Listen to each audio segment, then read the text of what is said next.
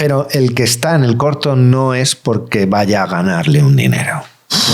Montamos una en la Gran Vía con Montera. O sea, estando en Los Ángeles, con la ayudante de dirección de Tarantino, decía que no se creía que ese corto nos había costado 30.000 euros. Venga, va, a ver qué pasa, ¿no? Porque dejo un curro con un sueldo, con un todo. Pues la peli ganó el Goya, estuvo en Seminci, estuvo mucho tiempo en salas, estuvo en ITFA, que es...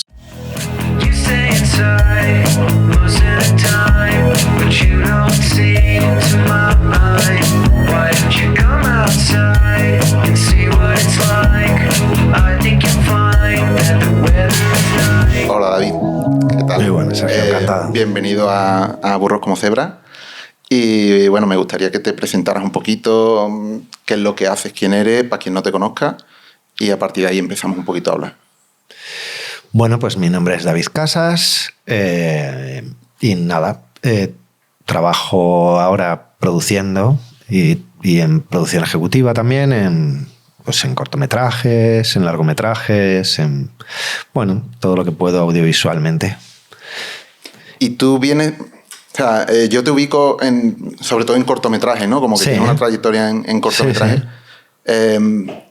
Yo también vengo un poco del mundo del cortometraje y es como vive de eso. O sea, es como le dedica su vida al cortometraje. ¿Cómo llegas a ese punto, no? Porque el cortometraje es un poco donde empezamos un poco con mucha ilusión y con muy pocos recursos. Y ¿cómo llegas a dedicarte a eso, ¿no? A ver, no vivo del cortometraje porque, como tú bien dices, no puedes vivir del cortometraje, pero que sí me ha ayudado a formarme para conseguir trabajo y en algún momento dado sí me ha ayudado a vivir. Es decir, yo empecé haciendo cine, por resumir muy rapidito, allá como en el 95, de auxiliar de dirección, en series, en todos lados. Luego tuve un impasse, me metí en Antena 3 y estuve trabajando como mezclador de imagen, haciendo cositas de realización durante 12 años, hasta 2010. Y antes yo quería volver al cine y allá por el 2005 me reciclé otra vez, me metí en una escuela de cine, empecé a hacer cortos, dirigí un corto y conocí a unos grandes amigos que son los hermanos Alenda, que los conocía de chiquititos y trabajaban con mi padre. Entonces ellos decidieron... Son una institución, los hermanos Alenda. Para mí son maravillosos y tienen un coco espectacular. En el festival que organizábamos nosotros en Cádiz, el primer año ganaron uno de los premios de animación, creo que fue. Pues después de ese corto de animación que ganó el Goya fue cuando yo empecé a hacer cortos con ellos. Hice un corto que se llamó El orden de las cosas y coincidió con que ya salía yo de Antena 3. Me fui un año a Estados Unidos con ahorros que tenía, un poco a la aventura, con un visado de turista, y luego estuve yendo y viniendo y no paré allí de hacer cosas. Y al volver, con los ahorros que tenía de Antena, me tiré 1 año y pico haciendo cortos, hasta que los ahorros se acabaron. Y entonces empezó a salir trabajo. Primero auxiliar de dirección, tal. Entonces empecé a trabajar de auxiliar de dirección, de segundo, hasta que llegué a trabajar de primero de dirección. Y allá como en 2013 o así, conocí a Esteban Crespo, que también es otro de ahora de mis mejores amigos. Decidimos él iba a hacer el cortometraje, aquel no era yo. Fue gracias a una pareja mía, que fue la que me dijo, tú tienes que quedar con Esteban Crespo y hablar, porque va a hacer un corto muy chulo de ayudante de dirección. Y cuando estaba con ese corto, él me dijo, David, tú tienes que involucrarte más en producción. Y entonces, pues ahí fue cuando me empecé a meter más en la producción. Él tenía un productor ejecutivo que era Matas Negrete, entonces yo me sumé a él y con su productora hicimos Aquel no era yo, hicimos más cortos y a partir de ahí luego tenía un amigo que se llamaba Pedro González Kuhn, que tenía un socio que se llamaba Guillermo García López. Hacíamos cortos y cosas juntos y de repente ellos tienen una productora donde hacían mini publis y me contaron que estaban queriendo hacer un largometraje que se llama Frágil Equilibrio. Empezamos a desarrollar eso y dijeron, bueno, pues tú haces la producción. Y dice, pues yo no controlo un largo. Y dice, ya, pero eres el que más sabes. Ya sabes, en el país de los tuertos, de los ciegos, el tuerto es el rey. Entonces yo empecé a hacer ese, que también lo hicimos, bueno, pues por amor al arte y con nuestros ahorros y nuestro trabajo y nuestro todo. Se desarrolló la película. Luego la película fue muy bien, a base de mucho esfuerzo y de ir a los cines a presentarla y de hacer, bueno, pues mucha campaña. La peli gracias a Guillermo, que tiene un talento espectacular, y toda la gente que estaba involucrada en esa película, pues la peli ganó el Goya, estuvo en Seminci, estuvo mucho tiempo en salas, estuvo en ITFA, que es el mayor festival que hay de documentales. Pero yo siempre he estado, aparte de ir dando pasitos, he seguido haciendo cortos. Nunca he dejado de hacer cortos. Todos los años, últimamente, digo, no voy a hacer más cortos. Y vuelvo a hacer otro. Pero los cortos, a ver, yo, según mi percepción, ¿no? lo que he vivido, yo veo como que hay dos categorías completamente distintas, que son los cortos amateur, que haces con 4 recursos que tiene uno propio, que normalmente lo hace la gente que está empezando. Sí. Y luego los cortos más pro. Sí. Que ahí sí que se destinan más recursos, que normalmente pues, utilizan ayuda del Estado o de la comunidad autónoma o lo que sea. Sí. Y de hecho, en ese tipo de corto tú puedes justificar determinados gastos, necesitas contrataciones para poder optar a determinados festivales. Sí. Festivales o que conllevan luego premios y tal. Entiendo que cuando tú me estás hablando de cortos, ¿te refieres a cortos de una categoría o de la otra? La verdad es que ya desde el principio empecé con los hermanos Alenda y ya hicieron el orden de las cosas. Y a partir de ahí, casi todos los cortos que he hecho han sido más o menos como este. O sea, con los Alenda hice el orden de las cosas, matar a un niño. El año de aquel no era yo, hice 3 cortos a la vez. Uno de Yayo Herrero, que también hace unos cortos espectaculares, pues todos sus cortos son más o menos valorados en 60.000-70.000 euros, con despliegue, que si accidentes, que si tal, bueno. Hice otro de Hatten. Hatten es un director y guionista ahora muy reconocido. También otro corto con un equipo de cine. Entonces me refiero, todos los cortos que tenía la suerte en los que estaba relacionado, primero como ayudante de dirección en casi todos, luego ya empecé a producir, eran cortos casi todos que luego tenían pues ayuda de la Comunidad de Madrid, porque eran cortos muy caros y muy, pues con Manuela Moreno igual, en fin, con Arantxa Echeverría, o sea, yo conozco Medio Planeta, que está ahora haciendo películas. y siempre han sido cortos, pues eso, como los últimos que he estado haciendo ahora, ella más en la producción, que eran con Alan Barry, eran cortos a los que intentabas llegar con ayudas y juntarte con varias productoras y luego, bueno, también eran como mini ensayos para dar el paso al largo, porque yo siempre trabajé de ayudante de dirección hasta que Esteban me convenció de irme pasando a la producción, pero aún así fui compaginando hasta 2018, que pegué un poco el salto al vacío, entre comillas, porque una productora de Publi que quería tener un departamento de ficción. De primera les dije que no, varias veces, y ellos siguieron insistiendo. Fue un poco la misma teoría del documental, que les dije, no, yo no sé, estaba con ellos desarrollando un largo como amigos, pero ya cuando me dijeron de contratarme, dije, no, yo no estoy preparado para hacer esto. Y me dijeron lo mismo, eres el que más sabes de los 3. Y, a ver, visto así era cierto, pero entonces, bueno, mis amigos me dijeron, da el salto, ellos ya saben, entonces me pagaban un sueldo justo, también les ayudaba con las publis y empecé a partir de ahí, en 2018 y hasta la fecha, que he ido, de ahí pasé con Miguel Ángel Muñoz, con La Tata y haciendo cosas en su productora, en Paciencia Films. Y con Jorge, ¿no? Laplace. Con Jorge Laplace, que se involucró a la película, sí. Y bueno, y hasta la fecha con la película de Guillermo. Y entre medias surgió hacer el cortometraje que ha tenido estos últimos reconocimientos. Vale, y bueno, yo quiero preguntarte mucho porque sé que tienes mucha experiencia en festivales, en asistir a festivales y en ser premiado en festivales. Uh-huh. Y me gustaría que me dijera un poco hasta qué punto crees tú que es importante o ha influido en tu carrera, ¿sabes? Pues por una parte como que idealizamos mucho, ¿no? Tal ha ganado tal Goya o tal premio. Pero luego nos vemos noticias, ¿no? De actrices que a lo mejor dices, he ganado el Goya y llevo sin trabajar o estoy... Entonces me gustaría que me comentaras un poco cuánto ves tú que puede influir o te ha influido a ti, ¿no? Personalmente, ¿cómo lo has vivido tú?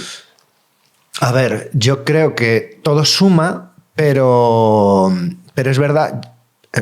Esto es una cosa que hablábamos con Esteban. Había mucha gente que nos dijeron cuando ganó Esteban el Goya en 2013-2014, mucha gente le preguntaba que si le estaba ayudando a dar el salto, que al poquito fue cuando nos nominaron al Oscar con este corto.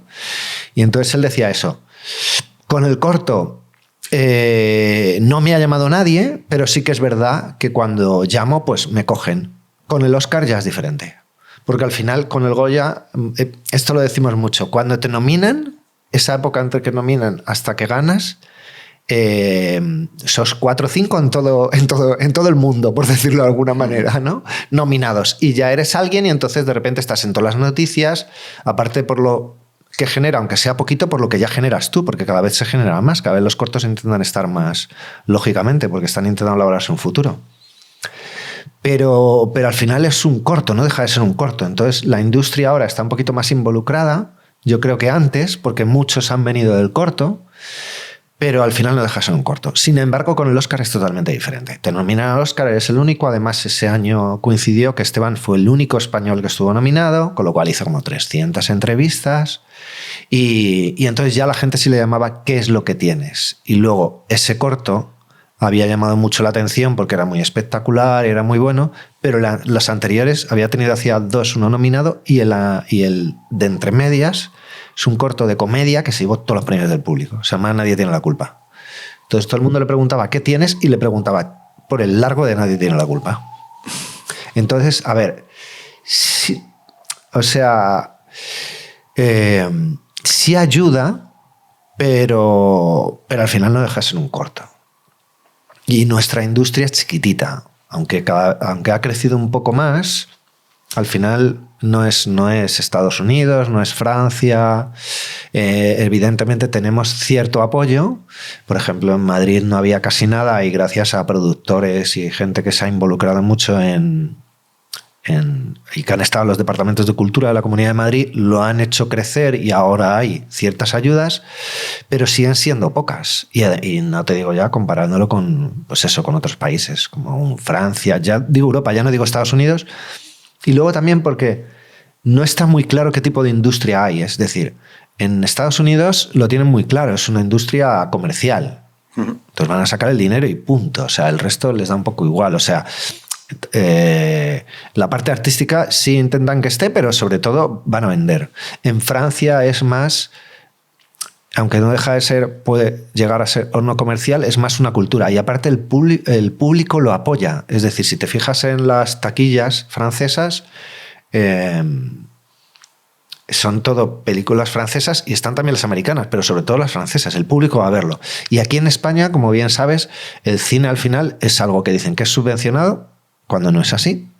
Me refiero, hay unas subvenciones que, como bien explicó el otro día Almodóvar y Bayona, es un dinero que retornamos y vamos con... Y el público no va, o va a ver muy poquita cosa, ¿sabes? Va a haber algo como muy comercial o algo muy en concreto. Entonces es muy difícil levantar así una industria. Sin embargo, si me enrollo mucho, dime. O me no, que va. El corto español, volviendo otra vez al corto, porque me he ido al largo, cada vez ha ido creciendo más. O sea, hemos ganado un Oscar de animación, hemos tenido unos cuantos cortos nominados y ganando muchísimos premios. Este año ha habido un corto español que ha ganado Sundance. Es muy probable que esté este corto en los Oscar. Ha habido un corto en la sección oficial de Cannes, que es en el que he trabajado yo, o sea, me refiero. Y los años anteriores ha habido varios cortos pues, nominados a los Oscar y teniendo unos recorridos increíbles. O sea que... Pero bueno. Entonces el corto realmente para cubrir gastos sí que da, ¿no? O sea, quiero decir, los equipos, tú llegas a pagar a los equipos, te cubre, digamos, el trabajo, porque al final probablemente quien más tiempo le dedica es en la parte de producción, sí, porque tiene todo el trabajo previo, posterior. ¿Cubre esos gastos o no? Porque yo entiendo que los técnicos sí que los cubre. Bueno, el técnico por lo general trabaja de manera altruista en el cortometraje, al igual que casi todo el equipo, es decir, la producción sobre todo. Ahora últimamente hay una tendencia, cosa que me parece fantástica, a mí no me ha ocurrido nunca, pero intentamos ahora hacerlo, en que haya un mínimo de dinero para el equipo. Muy poquito, evidentemente no es la tarifa que ellos cobran, pero que haya algo. Entonces, dentro de la ayuda que pides, que no siempre vaya destinada a alquilo un equipo, reservo una sala, corto una calle y pago X, sino también que haya algo de dinero para el que está con la cámara, para el que está con la pértiga, para la persona que está maquillando, para el que está haciendo el vestuario. O sea, algo en conjunto, no es algo a uno más y a otros menos, sino es equitativo, suele ser por lo general. Y bueno, algo. Pero el que está en el corto no es porque vaya a ganarle un dinero. Es decir, ganan más haciendo una publi o haciendo su trabajo diario. Pero también hay mucha gente que lo hace también para intentar, bueno, pues trabajar en algo. El que está de auxiliar, pues intenta hacer de ayudante de cámara para ir probando y para de alguna manera coger puntos o, bueno, irse probando, irse testeando con un direct de foto. Conectar con gente también. Claro, los directs de foto, pues prueban así, aparte de sus equipos puede ser, o alguien que quiera hacer una dirección de foto y que está trabajando en la cámara y le apetece probar, y al igual sonido, bueno, en casi todos los departamentos todo el mundo, al igual que el director, lo que estás probando es aprender a dirigir, pues también en producción, también en muchos otros departamentos. ¿Y no crees que el corto, o sea, al final yo sí que le veo una salida muy clara, muy directa, que es la publi? O sea, no dejo de ver o no consigo quitarme la imagen de la publicidad como cortos, con un fin concreto, pero al fin y al cabo son cortos, ¿no? De hecho, hay mucha publi que directamente ni siquiera, digamos, te venden el producto, sino que te cuentan una pequeña historia. Sí. Pues yo recuerdo cuando hicimos El orden de las cosas, tenía un amiguete que tenía que hacer una publicidad. No era sobre bañeras, era sobre otra cosa, pero le encantaba cómo habíamos hecho la metáfora del malos tratos y que si lo podía utilizar para una publicidad. Y yo le dije, bueno, habla con los directores. Yo soy el ayudante de dirección. No sé hasta qué punto copiarles la idea. Bueno, en fin, no sé. Al final creo que no lo hicieron, pero sí hay muchos que son muy publicitarios. Y luego hay mucho director de publicidad que quiere hacer ficción, porque al final todo el mundo ha empezado.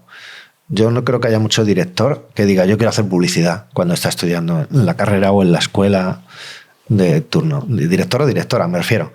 Todos al final quieren hacer, pues yo quiero hacer ficción y luego vas a, sin desmerecer nada, luego pues acabas haciendo publicidad porque te gusta más la publicidad o porque es lo que te da a comer o por whatever, o vas a otro lado. Y hay mucho director de publicidad, sobre todo ahora, director y directora, que están haciendo cortos para poder ayudarse a dar el salto a poder hacer el largo. O sea, yo he trabajado el año pasado tuvimos uno nominado con un gran amigo que es Pedro, que viene del campo de la publicidad. Y Ana Lambarri, con la que he tenido la suerte de trabajar en 3 ocasiones y producirle 3 cortos, viene de la dirección de casting de publicidad. Anteriormente había dirigido cortos, yo era fan de alguno de sus cortos y sigo siéndolo. Por eso he estado en ellos. Y bueno, he aprovechado esto para intentar dar el salto al largo que ya parece que va a ser. O sea que, bueno, está entrelazado. Pero sí que es verdad que hay muchos que son piecitas que podrían perfectamente ser publicidad. Y hay muchas publicidades que hacen cortos. Mi pareja, que es actriz, Marta Romero, ha hecho muchas publicidades de cortos. Para IKEA, para marcas. Claro, es que es lo que te digo. Hay determinado public que tú la ves y no dejas de ver un corto ahí, ¿no? Es como... Sí. Al final me estás contando una historia, vale, que sí, que tiene la marca tal detrás, pero... Sí, pues son pequeñas historias de ficción, sí. Y una cosita, David. Mirando un poco... ya me has dicho un poco antes que te convencieron, ¿no? Un poco para pasarte a la parte más de producción. Ahora que estás un poquito más, ya tienes un poquito más de experiencia en ese apartado, ¿no? Y ya llevas unos añitos trabajando ahí instalado. ¿Qué es lo que le ves tú? O sea, ¿qué es lo que más te gusta de trabajar en la producción? Y sabiendo además que has pasado por otros departamentos, que has trabajado en otras áreas, ¿no?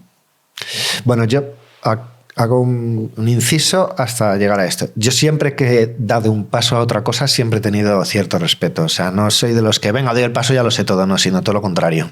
Soy más bien de decir que no varias veces hasta que me atrevo a darlo y considero que, entre comillas, estoy algo preparado. De hecho, ahora considero que todavía no estoy en la categoría suficiente. Aparte, en este largometraje que estoy ahora, estoy con gigantes. O sea, estoy con Marisa Armenteros, que para mí es lo mejor de lo mejor. Está Les Lafuente, está Manu Calvo, que viene de la ayudantía de dirección y también parece un productor del copón. Entonces, claro, cuando estás con estos dices, Dios mío, yo me veo muy chiquitito y me veo todo lo que me queda por aprender. Claro, ellos llevan toda la vida en lo que yo he estado haciendo otra serie de cosas o vengo de otro sitio. Ellos, bueno, no es el caso de Manu, pero Marisa ha estado produciendo y Alex también. Entonces, bueno, pues... Y ya retomando la pregunta que tú me hacías, a ver, lo que me gusta de la producción es que lo levantas desde el principio. Es decir, en la ayudantía de dirección al final te incorporas cuando ya hay un productor, ya hay un director de producción, y siempre me he quedado muchas veces con las ganas de se acaba el rodaje y ya se ha acabado, ¿no? Y me apetecía siempre seguir hasta es como que hasta el final y mostrarlo al público. Pero... De hecho, siempre que curraba ayudante de dirección, con los hermanos Alenda o con grandes amigos, luego intentaba estar un poco en el después y me movía en la promoción, aunque yo no fuera unos productores, siempre me implicaba dándolo todo y no me he limitado a hacer un rodaje y preparar un rodaje y ya está. Lo que pasa es que ahora, asumiendo la responsabilidad, entonces es bonito que o bien seas tú el que, como ha habido alguna ocasión, que he decidido, pues me pasó con una obra de teatro, vi una obra de teatro, me acerqué a los actores, conocí al director y dije, hostia, yo creo que esto puede ser un corto, me apetece producirlo. Y lo levantamos, tuvimos la suerte que al final entró Comunidad de Madrid y todo, hicimos el corto y fue muy bien. O sea, entonces eso fue muy guay porque estuve desde que vi una cosa y decidí, vamos a producirla, se produjo y, o sea, fue como todo el recorrido. Pero en otras ocasiones pues te viene una directora, un director y te cuenta una cosa que quiere hacer y si te apetece meterte, entonces te lo lees, ves que te gusta, hablas y ves la manera de levantarlo hasta que lo acabas. O surge, como en el caso del largometraje que estamos con Guillermo, que surgió en una conversación, deberíamos hacer un corto de esto porque ayudaría mucho a entender dónde queremos rodar, probar ciertas cosas que no se terminan de ver en el guión, probar también formas de rodar que queríamos rodar en cine y hicimos en cine. Y luego, evidentemente, lo vamos a cuidar. O sea, no vamos a hacer una cosa por hacerla y ya está, por probar ciertas cosas, sino lo cuidamos hasta tal punto de que él mira al corto todo lo que ha hecho. O sea, que... Y en cuanto a las ayudas autonómicas o nacionales, ahí no hay una especie de pescadilla que se muerde la cola, que es como lo que le ocurre a los jóvenes, ¿no? Cuando se incorporan al mercado laboral. Que, sí. Quiero trabajar, pero para trabajar en este puesto necesitas experiencia. Sí. Pero ¿cómo adquiero la experiencia si soy muy joven y no la tengo? Y para tener experiencia tengo que empezar a trabajar. Sí. O sea, ¿no ocurre un poco parecido? Hay que meter la cabeza, como puedas. A ver, se me había ocurrido una comparación que es un poco, no sé si es un poco barbaridad o no, pero al final eres un espermatozoide más y tienes que entrar. O sea, vas con muchos y solo hay uno que entra o mete la cabeza, uno o dos, porque puedes tener mellizos. Entonces, al final vais muchos y es meter la cabeza.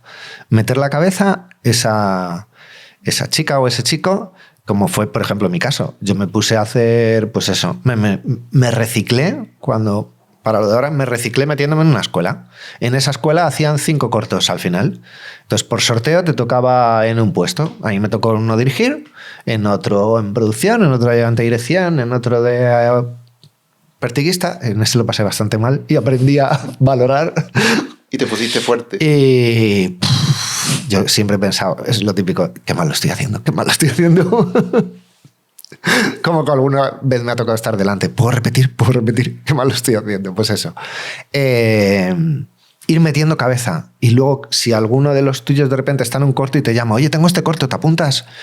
Y dio la casualidad, por ejemplo, que en dirección que a mí me molaba, pues siempre hacía falta. Y entonces, pues fui ahí haciendo hasta que vas conociendo a unos y a otros y va saliendo. Siempre digo lo mismo. Tienes que trabajar como en todo y luego tener un puntito de suerte. Que hay gente que dice, bueno, la suerte no.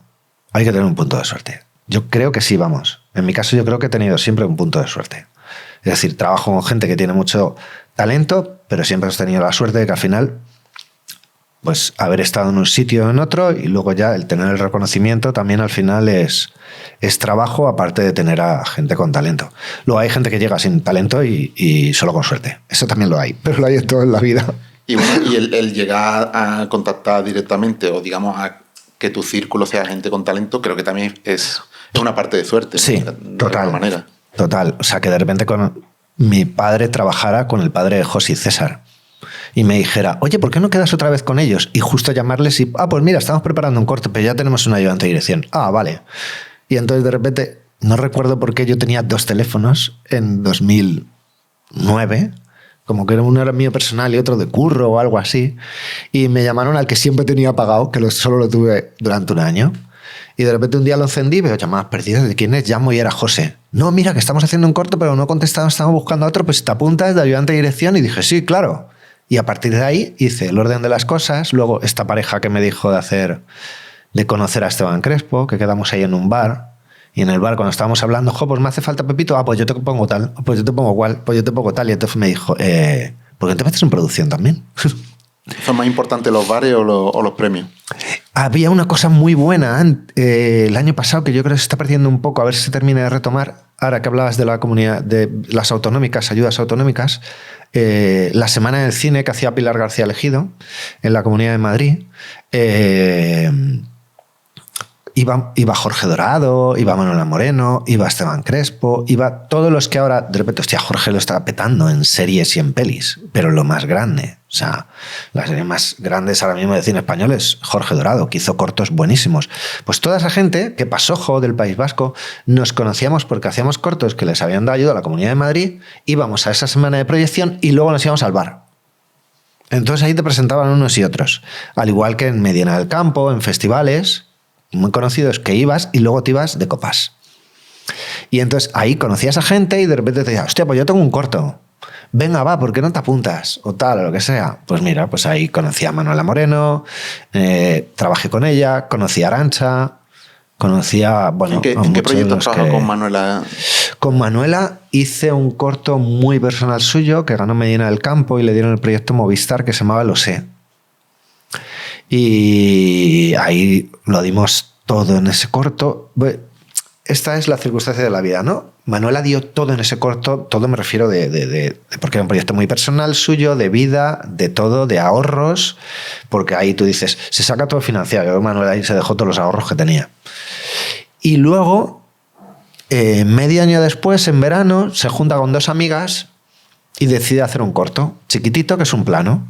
Y yo le di, que luego tiempo después le dije, mamona, ¿por qué no me has llamado para este corto? No, porque esto no te quería molestar y fue una cosa que decidí, llamé a un amigo que tenía una cámara tal, no sé qué, y lo petó lo más grande. El corto es Pipas. Pipas. Sí, ese corto la lanzó, o sea, aparte de que se vio en todas partes y vio todos los premios, con ese corto yo también lo comparo con que no hay corto ni grande ni pequeño, porque hay muchos cortos que se han gastado mucha pasta, no han llegado muy lejos y este llegó a estar nominado. Había gente que me decía, es que Pipa es un corto de 3 minutos, ¿por qué lo nominan? Y yo, porque tiene todo lo que tiene que tener un corto, ¿cuál es el problema?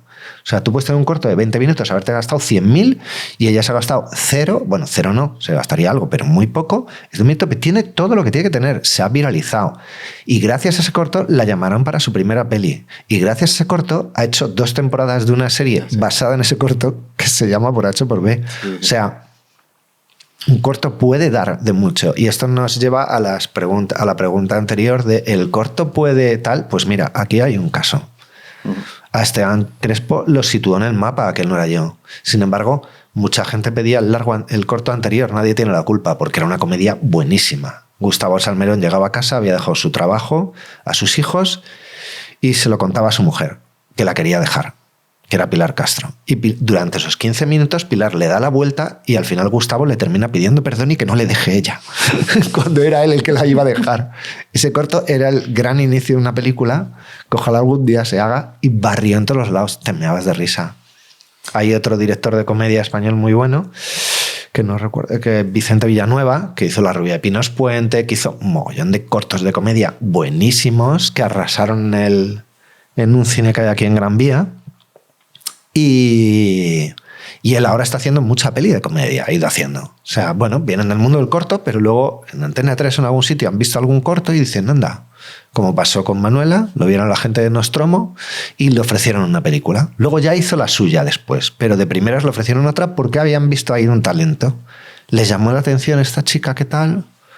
Juanjo, este director catalán, hizo un cortometraje que ganó Cannes, que esto no lo puede decir cualquiera, y lo nominaron al Oscar y luego hizo su primera película. Sí. Gracias también a esto. Time Code. Sí. Maravilloso cortometraje. Sí, me flipa. Y de Jorge a mí me flipa uno que se llama La Guerra, que hizo con Luis Verdejo, que es otro director que dio el salto del charco a Estados Unidos. En fin, bueno, al final el corto, no todo el mundo le sale igual, pero hay mucha gente que sí que le ayuda. De directoras y de directores. Arantxa estuvo mucho tiempo trabajando en largometraje y no sabía lo que era un corto. Y de repente decidió que iba, y ella en producción más bien, que quería dirigir y empezó a dirigir cortos. Y luego, un poco de la misma manera, hizo un largometraje. Me refiero a la misma manera, sin dinero, con muy poquito dinero, hizo un largometraje que le llevó a Cannes. Y ahora muy poquito dinero, David, a números gordos, ¿vale? Más o menos, ¿cuánto es muy poquito dinero? De un largometraje. Es que no sé cómo salió el de a ver, Arantxa, pero yo creo que estará en... Me suena a mí haber oído algo de 300.000, pero a lo mejor estoy totalmente equivocado. Por eso yo sé que es un corto, que no es un corto con dinero, porque tengo amigos que han trabajado y había poco dinero, pero estaba muy bien utilizado. Al final, Arantxa viene de la producción y como todo lo que hace, lo hace fantásticamente. Y se supo rodear también de equipos con los que había currado, que son equipos profesionales. Si te puedo decir, por ejemplo, el primer corto de los hermanos Alenda, porque aunque yo iba de ayudante de dirección, estuve muy implicado luego en la producción y en el después, porque son mis hermanos. Como dicen ellos, soy el tercer hermano. Entonces, ese corto estuvo alrededor de los 700.000 euros. Esa peli, perdón. El Sinfín. Pero me acuerdo, una peli que valía 2 o 3 veces más, entre otras cosas porque nuestros sueldos no eran ni el mínimo exigido, pero todos lo hacíamos porque eran ellos. Y lo hicimos en 4 semanas y media cuando era un plan de 6 semanas. Pero no había para más. ¿Sabes lo que había? Ellos no cobraron nada. No ganaron nada. O sea, no es que no ganaran, es que no cobraron. Lo hicieron por amor al arte y porque era su primera peli. Y pudieron, entre comillas, permitírselo. Ellos y sus familias, porque los dos tienen familias. Claro, porque con al final niños. le estás dedicando un tiempo, ¿no? Claro. A mí mucha gente me decía, cuando salí de la tele y estuve 2 años haciendo tanto corto, hasta que empecé a poder trabajar, me decía, tío, ¿cómo haces tanto corto? ¿De qué vives? Digo, bueno, he estado 12 años trabajando en una televisión y tengo una indemnización que en vez de utilizarla, me podía haber metido en un piso, ya no vivo de alquiler. Lo que hice es emplearla en formarme otra vez, es decir, en mantener mi vida compartiendo piso con 40. Yo me fui a Antena 3 con 38 y volví otra vez al cine. Es decir, a mí cuando la gente me dice, es que es tarde para... Digo, perdona, que yo con 38 me reinventé. Lo que hice es de los 38 a los 40 hacer muchos cortos con esos ahorros. Y cuando los ahorros se fueron y tuve que a mis padres pedirles 1.000 euros para pagar, vendí el coche que tenía, para pagar la casa a unos tal, me empezó a salir trabajo. Me empezó a salir trabajo de auxiliar, que mucha gente me decía, ¿qué haces de auxiliar si tú de primero tal? Digo, porque es lo que me están llamando. Y es lo que me ayuda a pagar el alquiler.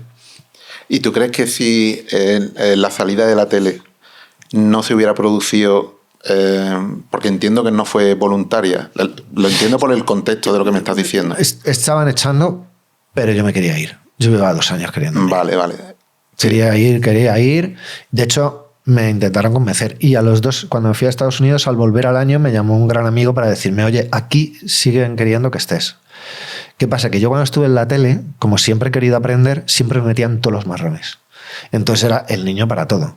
Entré siendo el niño con 20 y tantos, porque todos tenían ya una edad, y me decían, el niño David. Y el niño David empezó haciendo sorpresa, y luego todos los programas gordos, conciertos y todo. Porque siempre quería estar en lo más grande porque era donde iba a aprender más. Y aparte de mi mañana de la tele me parecía un chollo. Tenías un mes de vacaciones, trabajabas 8 más 1, con un sueldo bastante decente y con 15 pagas. Tenías tu mes de vacaciones más 5 días en Semana Santa, más no sé cuántos en Navidad, y cada vez que hacías fines de semana, entonces yo llegaba a acumular 2 meses de vacaciones y utilizaba como 40 días en hacer cortos. Entonces los de la tele me decían, ¿qué haces haciendo cortos en vez de irte por ahí? Digo, pero si tengo vacaciones para aburrir. Yo estoy reinventándome, hacía los cortos y gracias a esos cortos y los de después, ahora estoy trabajando en lo que estoy trabajando. Y trabajé de ayudante de dirección gracias a hacer esos cortos. Todos esos cortos con toda esa gente. Si no hubiera sido inviable. Inviable. Yo venía a la tele. Cuando hace que no hacía cine, no podía entrar en un equipo de gente que no me conocían. Gracias a hacer muchos cortos, pues esa gente que estaba haciendo cortos, alguno hace tal y pues llama a David. O de repente, ¿tú qué has hecho? Tantos cortos. Es que los cortos... Es verdad que nadie sabía que cuando hice aquel no era yo, hice un corto muy gordo de Yayo Herrero, que fueron una semana de rodaje, y el otro corto. Tenía 3 equipos de dirección y los rodé como si fuera una peli. Durante 4 o 5 semanas, unos y otros. O sea, podía haber hecho una peli, porque esto tenía accidentes de tráfico, un tío que tirábamos de la Gran Vía con efectos especiales, de todo. Pero ahí cortasteis la Gran Vía. Montamos un pollo. Eso es fácil, ¿no? Montamos una en la Gran Vía con montera, con una colchoneta que era tan grande como esta habitación de alta, tiramos a un tío y luego recuerdo estar arriba del todo en la azotea, hacíamos un salto de una azotea a otro lado y toda la Gran Vía mirando para abajo, cada vez que se tiraba el hombre hacía todo el mundo ¡guau! Había mucha pasta en esos cortos para ser un corto, pero aún así todo el mundo trabajaba by the face. O sea, un corto que valía 60, pero podía costar en un precio normal de una publicidad salirte por 300, 400.000 tranquilamente. Y entiendo que los recursos entonces de ese corto los destinabas a ese tipo de gestiones. O quiero decir, cuando tú cortas o digamos haces algo en la Gran Vía como es esa escena, ¿no? Sí.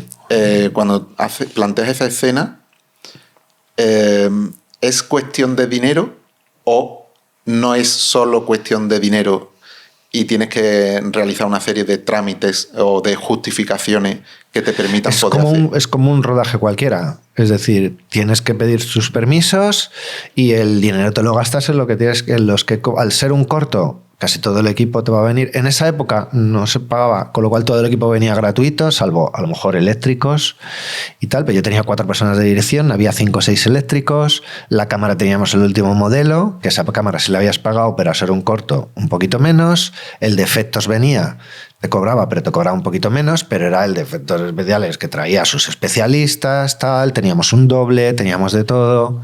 Es decir, salía, pues eso, una quinta parte de lo que podía salir una producción, digo de publicidad, porque al final es, o de una peli o de una serie o de lo que sea, pero tienes que hacer el mismo mecanismo que si fueras a rodar cualquier otra cosa. Los permisos, todo. O sea, no se trata de porque tengan más dinero. Evidentemente, si es una peli americana, probablemente la Gran Vía hubiera estado cortada de verdad. Uh-huh. Es decir, toda esa gente que estaba mirando para arriba no hubiera estado, hubiéramos cortado. Bueno, yo creo que para cortar la Gran Vía ya tienes que tener mucha hora de dinero y aún así es difícil. Pero claro, bueno, lo que te digo, ¿es cuestión solo de dinero?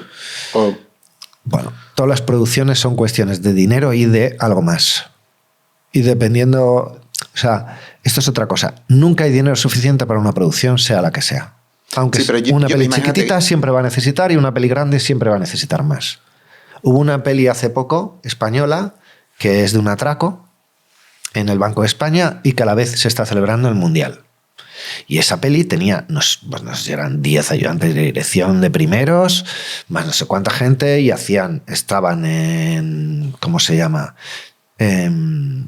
Cibeles, tenían todo esto cortado, tenían parte de Gran Vía, pero iban por partes, porque es que al final hay ciertas cosas que no puedes hacer por mucho dinero que tengas, porque al final Madrid tiene una vida. Claro. Entonces tienes que adecuarte a ciertos horarios o ciertos momentos o cierto tal o ciertas situaciones en agosto o algo así, como en su día hizo Amenábar cuando hizo su plano vacío. Uh-huh. De hecho hubo gente que cuando la pandemia se fue a grabar planos vacíos para utilizarlos, claro, porque era el momento de poder tener material B grabado lleno, yo creo que la imagen a lo mejor sería la imagen de los propios que estaban tomando imágenes. Sí. ¿No? Voy a grabar este plano para si en un futuro lo necesito para una peli o lo necesita alguien, se lo vendo. Bueno, por lo menos eran optimistas, ¿no? O sea, no pensaba que iba a acabar el mundo, que era como sí. Esto va a ser puntual, sí. Toco madera, yo creo que... Sí, pero bueno, en esos momentos nadie sabíamos. Pero mira, cuando acabó la pandemia, lo primero que hice fue una publi. Yo seguía contratado con esta productora de publicidad y lo primero que hicimos fue una publi que era un corto para no me acuerdo qué banco. Pero bueno, a ver si me acuerdo, pero bueno, por no dar publicidades, y con un director de cine de comedia, Daniel La Orden. Y fue un corto de como 10 minutos. Pero al final era una publi, entonces había mucha pasta, mucho tal, íbamos muy justos, pero era un corto de ficción, al uso. Y entrando un poquito en lo que es la profesión, uh-huh. Bueno, la profesión, en tu experiencia, más bien, me gustaría que me hicieras como destacar los 3 proyectos que tú hayas hecho, que hayas vivido, que más te hayan motivado o que más importantes hayan sido para ti, por lo que sea, independientemente de que fueran más grandes o más pequeños. ¿con qué 3 proyectos te quedas? Bueno, pues los tengo muy claros, porque creo que además son los que han marcado un poco mi trayectoria. Es decir, el orden de las cosas fue un poco el cambio, ¿no? De venir de la tele a pasar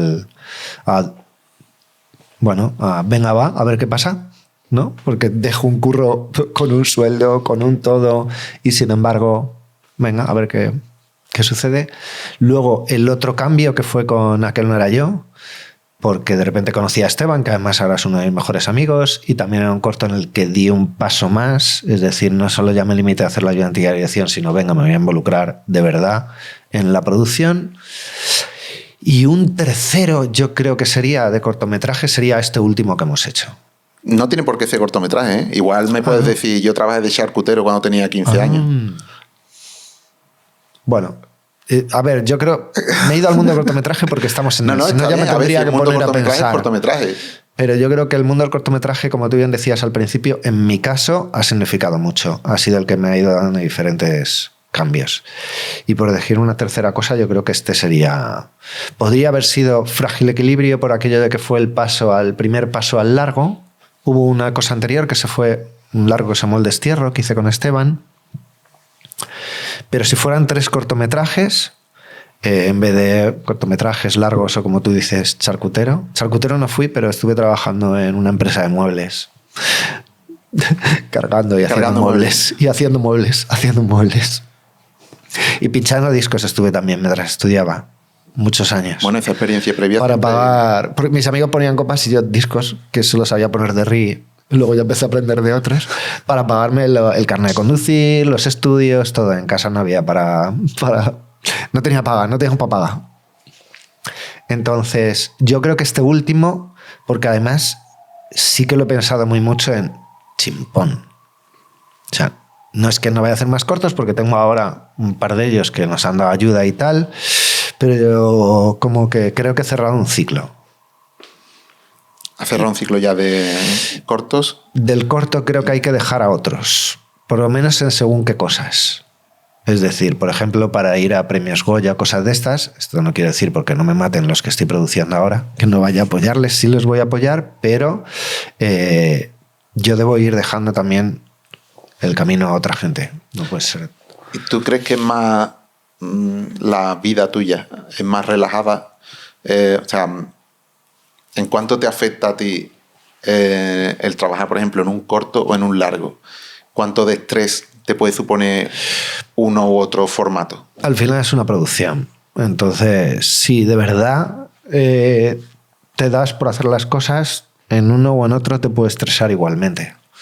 Por poner un ejemplo, ahora yo nunca me he estresado en los premios para nada, y en este pensaba que no, y este último sábado me levanté que si me dolía la tripa, que estaba tal, y mi chica, mi madre...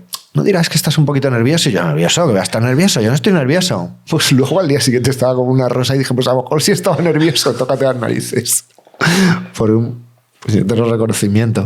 Bueno, los nervios nos atacan por donde... Claro, para mí me da rabia porque es como, ¿nervioso por qué? O sea, no sé, no deja de ser un reconocimiento, no te estás ahí jugando nada, ni...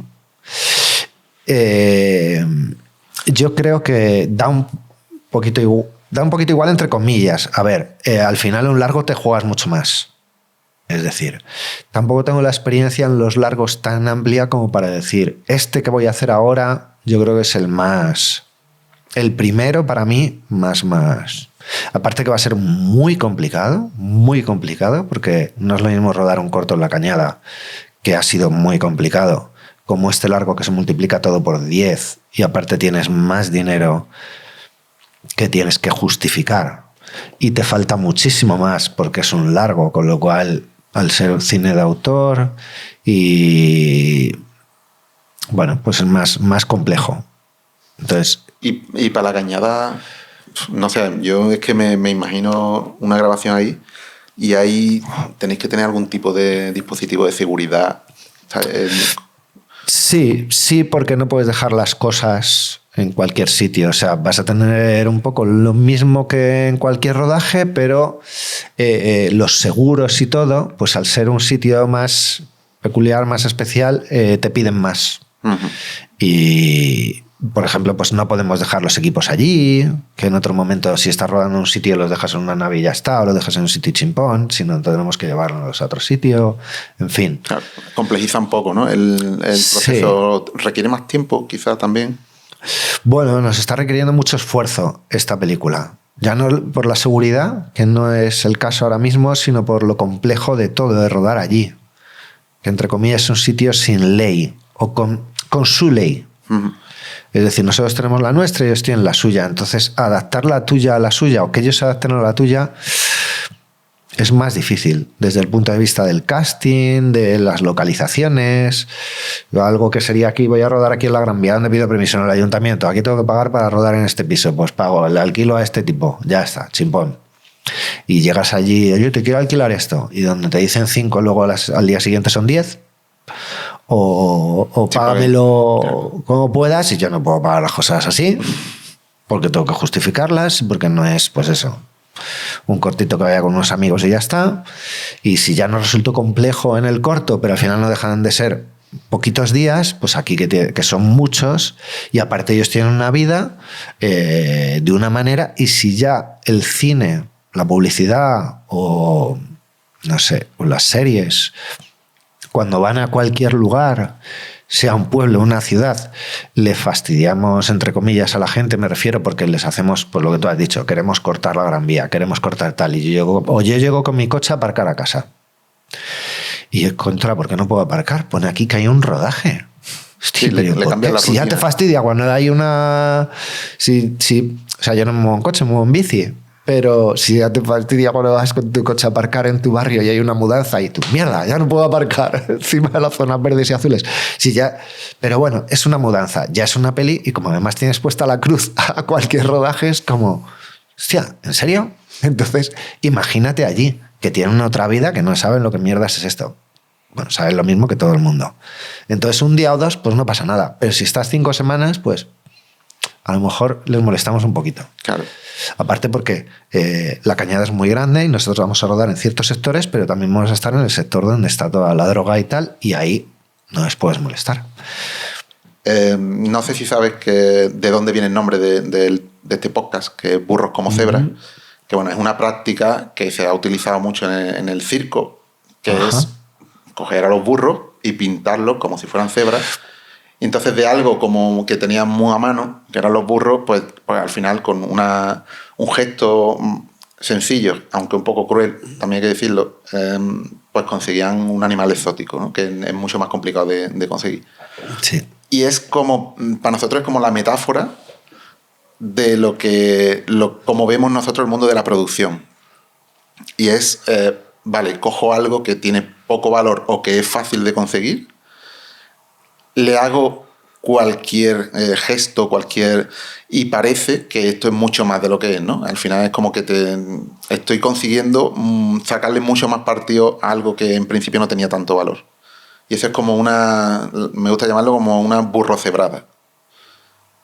¿Te viene a la cabeza alguna burrocebrada que hayas vivido a lo largo, bueno, de toda tu carrera? Pues hace poco una parecida, en este último corto. En el guión ponía, y entran ellos a robar y salen muchos animales exóticos volando. Pues los animales exóticos, reduciendo mucho la anécdota, fueron 50 o 60 palomas que pintamos una por una, evidentemente con una pintura que no las podía afectar ni las hizo ningún mal de ningún tipo, pero sí pintamos palomas.